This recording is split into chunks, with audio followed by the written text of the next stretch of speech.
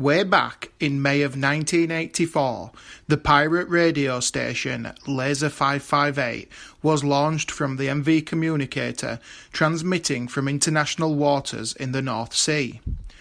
The station's popularity grew rapidly in a short space of time owing to the use of American DJs and the fact that it ran very few commercial advertisements between songs.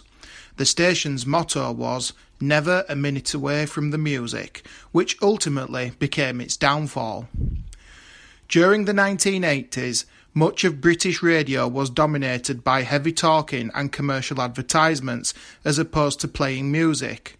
This was in contrast to radio stations from nearby France and Holland, who broadcast much more music for longer periods of time.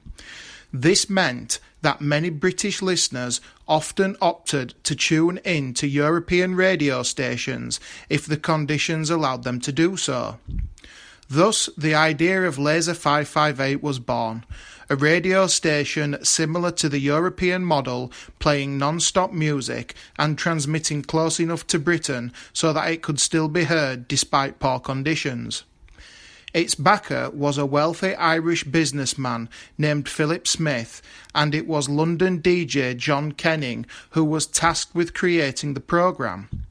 Kenning assembled a team of DJs to live aboard the ship MV Communicator, and tobacco giant Philip Morris signed sponsorship agreements but soon abandoned the project due to pressure from European authorities.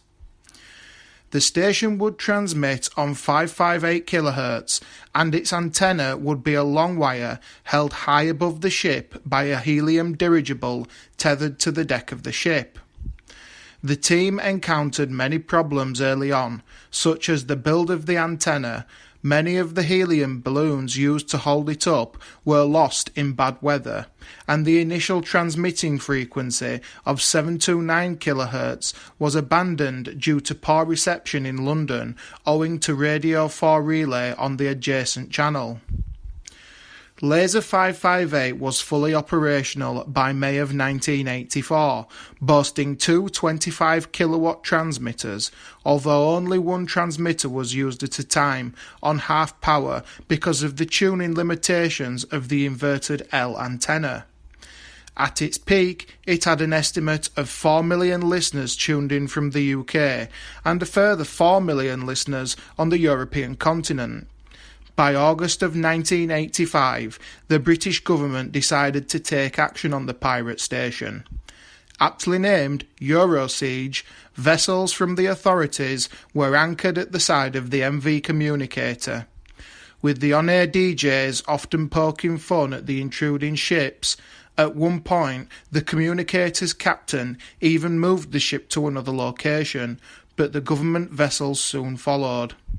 Time was running out for Laser 558. Because of the blockade enforced on the Communicator and the lack of commercial advertisements run by the station, it was eventually starved off air and escorted back into port, where the Admiralty impounded the ship for breaking UK broadcasting laws. By December 1985, the ship was sold at a fraction of its £1 million cost for just £35,000.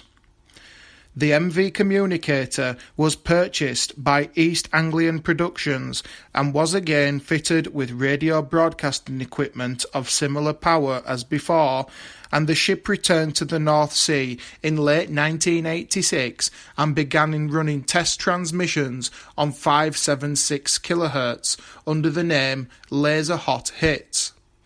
This incarnation of laser radio did not last as long as the first, and after a series of storms in January 1987 damaging the antenna mast, the station limped its way to the Easter period, where it ceased transmissions and returned to port, where it was once again impounded by the authorities. This was the end of the laser radio project, and the ship itself was sold many more times and used as a broadcasting ship for Holland FM before eventually ending up broadcasting local radio in the Orkney Isles.